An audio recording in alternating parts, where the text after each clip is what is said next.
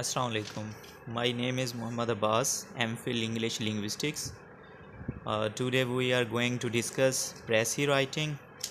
As you know, Précis is very important part of English Précis and composition paper of both CSS and PMS. So we will discuss what is Précis and what are the rules of Précis writing. What is Précis?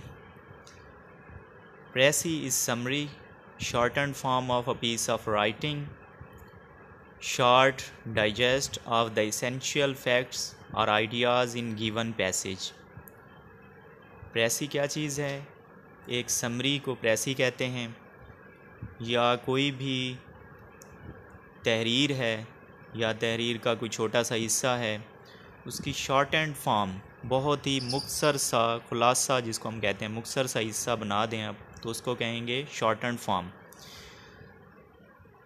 इसी तरह कोई भी paragraph है, उसके अंदर ideas होते हैं, facts होते हैं, तो उन आइडियाज़ और फैक्ट को के खुलासे को भी Précis कहते हैं। तो समरी को Précis कहते हैं, या कोई अगर तहरीर है उसका मुख्तसर सा खुलासा आप लिख दें तो उसको भी Précis कहते हैं। जैसे बहुत बड़े बड़े ड्रामा हैं, जैसे हैमलेट है, डॉक्टर फास्टस है, या कोई और नावल है, तो वो बहुत सारे पेजेस पर मुश्तमिल हैं, 200, 300 या 500 पेजेस होते हैं, लेकिन उनकी समरी 1 या 2 पेजेस के ऊपर होती है, तो उसे हम Précis कहते हैं।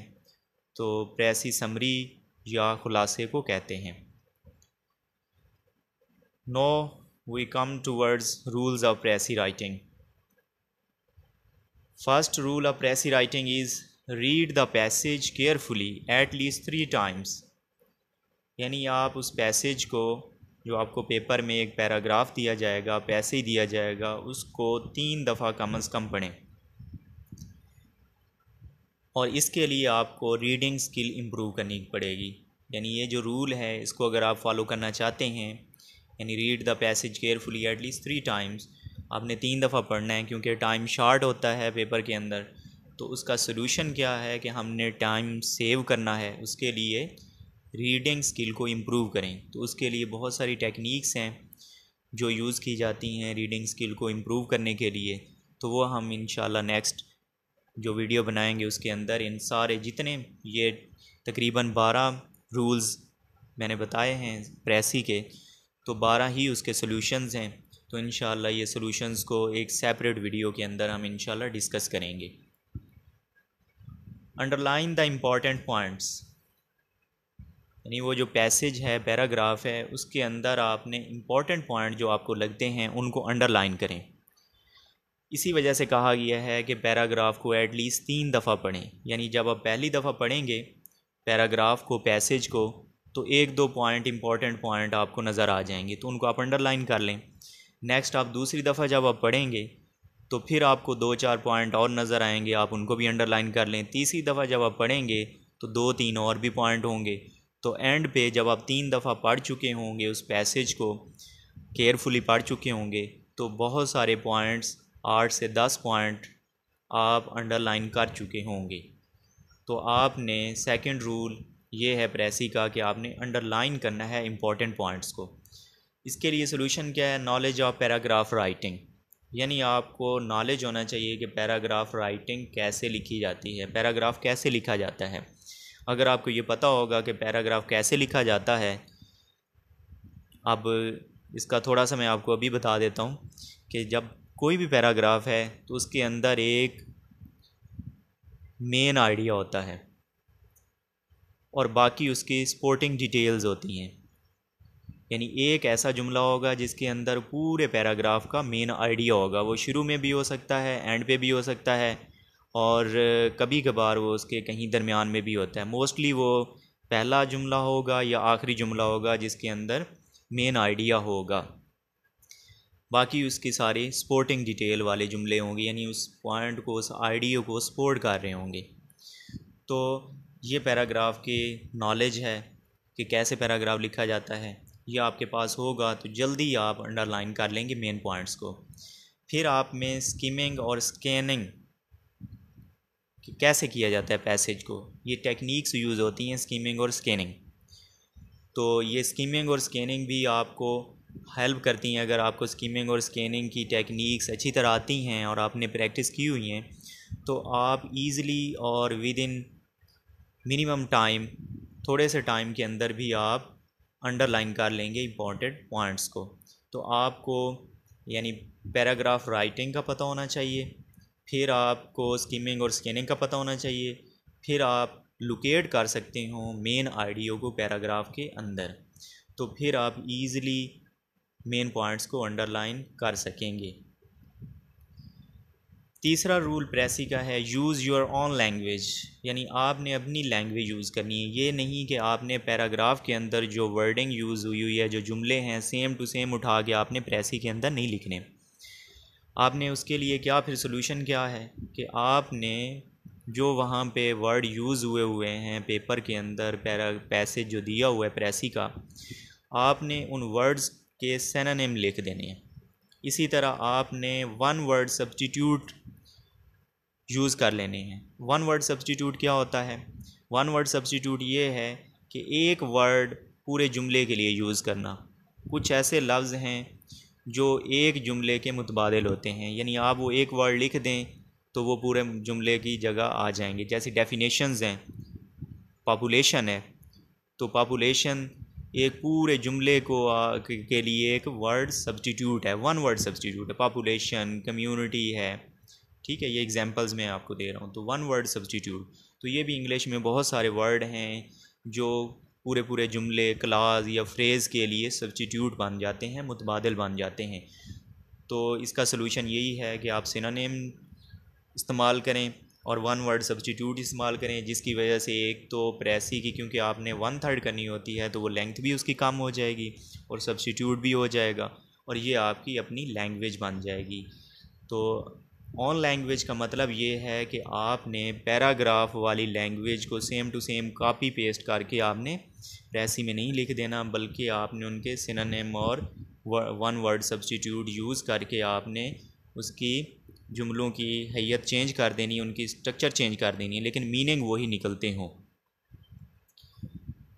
प्रेसी का चौथा रूल है precis should be 1/3 of the original passage, यानी अगर 100 जुमले हैं प्रेसी के अंदर तो आपने 33 जुमले लिखने हैं, 33 सेंटेंसेस लिखने हैं। 100 वर्ड्स हैं तो आपने 33 वर्ड्स लिखने हैं, यानी 1/3 आपने उनका लिखना होता है। अब इसका सोल्यूशन क्या है, कैसे हम ये कर सकते हैं? Count the total words of passage, यानी आपने उस पैसेज, उस पैराग्राफ जो पेपर में दिया गया है उसके वर्ड्स को आप काउंट करें। उसके लिए क्या करना है? So learn the techniques which are helpful to count the words instantly. बहुत सारी ऐसी टेक्निक्स इस्तेमाल होती हैं जिनकी मदद से, यानी वो टेक्निक्स हम अगर सीख लें तो उनकी मदद से हम आराम से वर्ड को काउंट कर सकते हैं थोड़े टाइम में। हमने टाइम को बचाना होता है, टाइम बहुत कम होता है। अगर हम एक एक वर्ड को गिनना शुरू कर दें तो वो बहुत सा टाइम वेस्ट होगा। तो और पोर्शन जो हैं पेपर के, इंग्लिश प्रेसी एंड कंपोजिशन वाला जो पेपर है 100 नंबर का, उसमें से 20 नंबर पे ही हम रह जाएंगे, बाकी पोर्शन कोई ना कोई मिस हो जाएगा। तो इसलिए हमें बहुत सारी टेक्निक्स आनी चाहिए। तो ये टेक्निक्स भी हम इंशाल्लाह नेक्स्ट वीडियो में शेयर करेंगे कि कैसे वो कौन कौन सी टेक्निक्स हैं और उनको कैसे यूज़ करके हम विद इन मिनिमम टाइम हम ज़्यादा से ज़्यादा अच्छे तरीके से हम वर्ड्स को गिन सकें और जल्दी गिन सकें। Fifth one rule of precis is examples, illustrations, comparisons and figures of speech should be removed, यानी अगर पैराग्राफ के अंदर, पैसेज के अंदर एग्जाम्पल्स दी हुई हैं, कोई कंपैरिजन किया हुआ है, फिगर ऑफ स्पीच इस्तेमाल की हुई हैं, तो आपने उनको रिमूव कर देना है। आपने जब प्रेसी लिखनी है तो आपने उसके अंदर वो नहीं लिखनी बिल्कुल भी, तो काफ़ी सारा मटेरियल इस तरह भी रिमूव हो जाएगा। कोई एग्जाम्पल आपने नहीं लिखनी। अगर कहीं एग्जाम्पल, इंस्टेंस इस तरह के लफ्ज़ लिख के आगे कोई जुमले लिखे हुए हैं तो आपने वो सारे ख़त्म कर देने हैं, रिमूव कर देने हैं। और इस तरह कोई कंपैरिजन है, फिगर ऑफ स्पीच में जैसे मेटाफर है, सिमली है, ये आपने यूज़ नहीं करने, इनको भी रिमूव कर देना है। तो फिगर ऑफ स्पीच का नॉलेज भी आपको होना चाहिए। मोस्टली ये यूज़ किया जाता है। एग्जांपल्स और कंपैरिजन तो आम जनरल सी बात है, हर बंदे को पता चल जाता है, तो वो figure of speech mostly use करते हैं। तो फिगर ऑफ स्पीच के बारे में भी हम इंशाल्लाह नेक्स्ट वीडियोज़ में डिस्कस करेंगे कि फ़िगर ऑफ स्पीच कौन सी होती हैं और कैसे कैसे वो यूज़ करते हैं।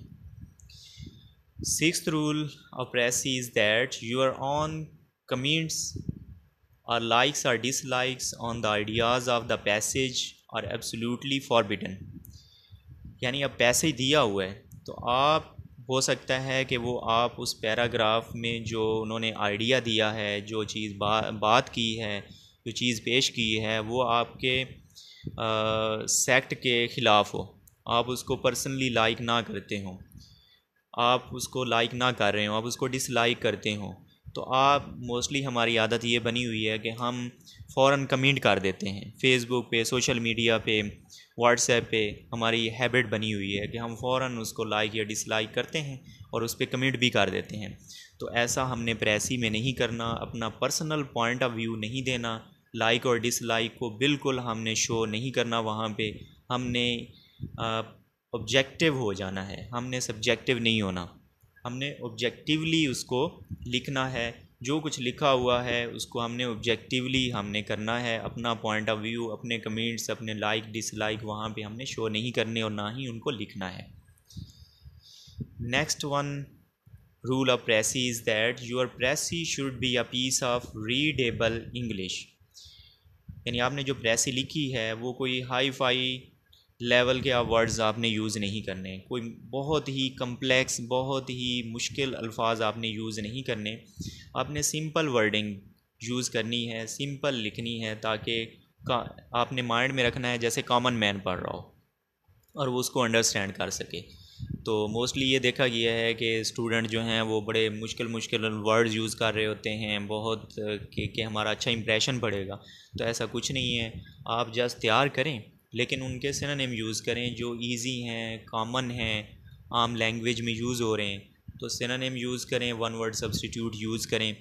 तो ये दोनों वन वर्ड सब्स्टिट्यूट से ये होगा कि आपकी लेंथ कम हो जाएगी और एक इम्प्रेशन भी अच्छा पड़ेगा।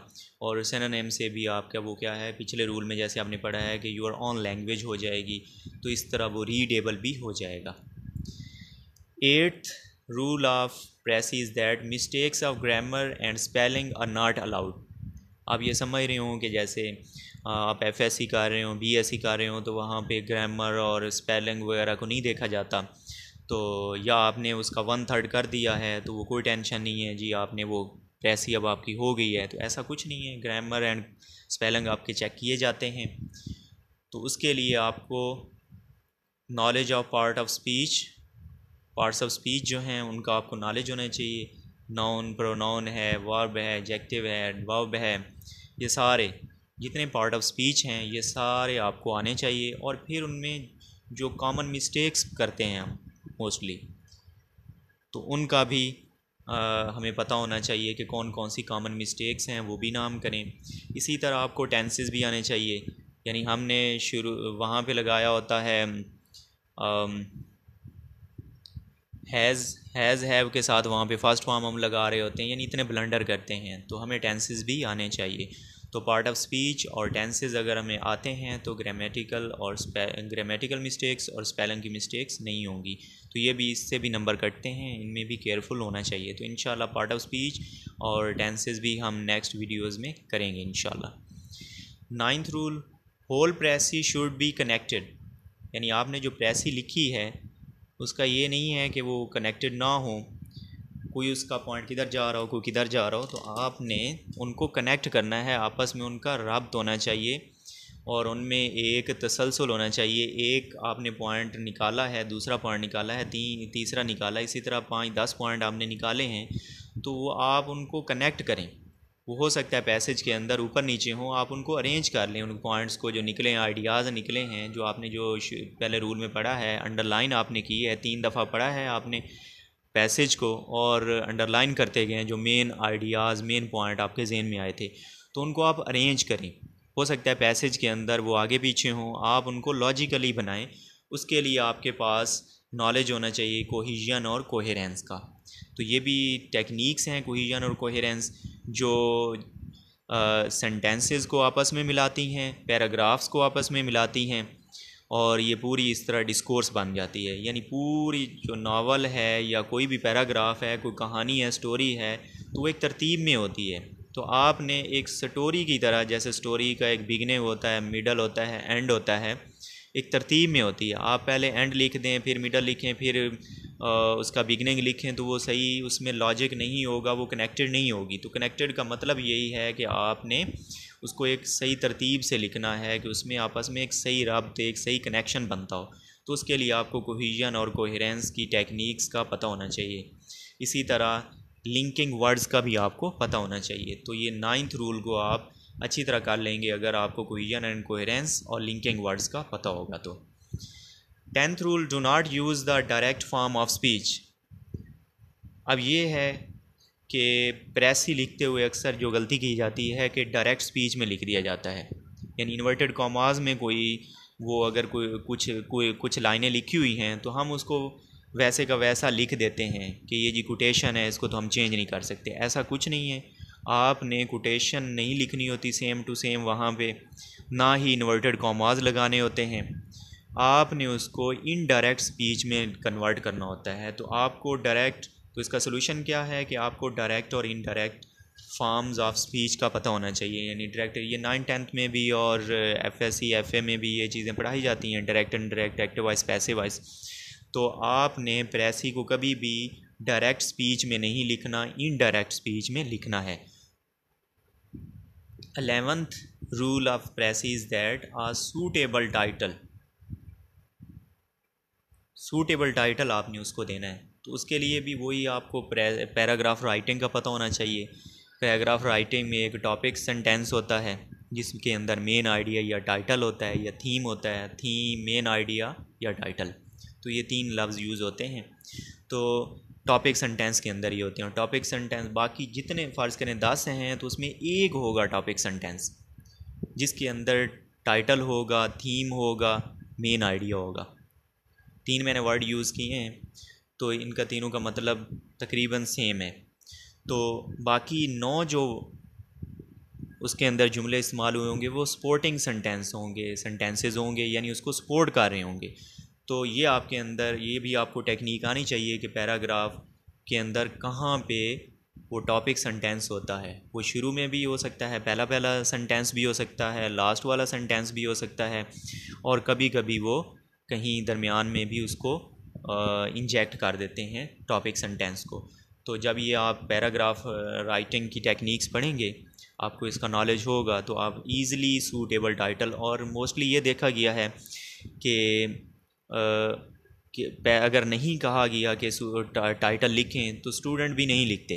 तो ये गलती आपने नहीं करनी, क्योंकि 20 में से 5 नंबर टाइटल के मस्ट होते हैं, बाकी 15 नंबर आपके बाकी चीज़ों के होंगे, लेकिन उसमें से 5 नंबर यानी 25% नंबर इसी टाइटल के होते हैं। वो चेक कर रहे होते हैं कि आपको असल में वो पैराग्राफ राइटिंग टेक्निक्स चेक कर रहे होते हैं कि आपको उन चीज़ों का पता है या नहीं है।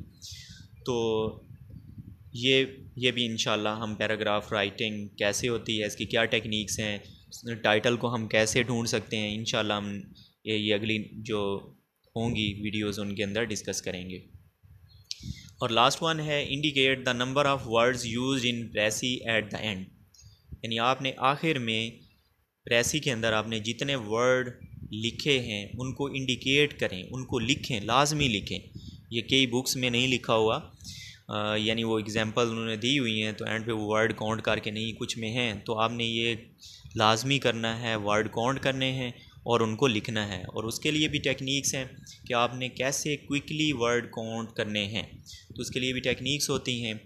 तो उसमें से आपको एक मैं छोटी सी बताता जाता हूँ। बहुत सारी टेक्निक्स हैं। एक ये है कि क्योंकि जो पहला जुमला है वो टैब लगा के किया होता है, यानी वो लाइन थोड़ी सी छोड़ के आगे से शुरू किया होता है, तो वहाँ से कुछ स्टूडेंट काउंट कर लेते हैं। ऐसा नहीं करना, आपने पहली दूसरी लाइन भी छोड़ दें, तीसरी या चौथी लाइन या 5वीं लाइन, मोस्टली तीसरी लाइन को लोग काउंट करते हैं। उसके अंदर जितने वर्ड होंगे उनको फ़र्ज़ करें 10 वर्ड हैं तो और लाइनें हैं 5, उसको ज़रब दे दें, 50 वर्ड्स हो जाएंगे। तो आपने इस तरह काउंट करना है, इस तरह टाइम भी सेव हो जाता है। तो और भी बहुत सारी टेक्निक्स हैं जो यूज़ की जाती हैं। एक दो वर्ड्स ऊपर नीचे हो जाएं तो ऐसा कोई इशू नहीं होता, ना ही इसको लाइट लिया जाता है, इसको इतना वो पेनलाइज नहीं किया जाता और इसके ऊपर नंबर नहीं काटे जाते। एक दो वर्ड्स ऊपर नीचे हो जाते हैं, उनको पता होता है टाइम मैनेजमेंट करते हुए, टाइम मैनेज जब करना होता है तो ऐसी टेक्निक्स ही यूज़ की जाती हैं और वो टेक्निक्स ही चेक कर रहे होते हैं कि आपने वाकई टेक्निक्स यूज़ की हैं या आपने वो लकीर के फ़कीरों की तरह एक एक वर्ड गिनते हुए आपने एंड तक गए हैं। तो ये चीज़ें भी चेक की जाती हैं। तो ये था आज का हमारा लेक्चर। इंशाल्लाह नेक्स्ट वीडियो में ये जितने सॉल्यूशंस हैं 12 के 12 रूल्स हैं और हर के साथ मैंने सॉल्यूशन बताया है, तो इन सॉल्यूशंस को इंशाल्लाह हम डिस्कस करेंगे और इंशाल्लाह प्रेसी के का जितने भी इंशाल्लाह क्वेश्चन आपके माइंड में होंगे वो सारे क्लियर हो जाएंगे। Thank you.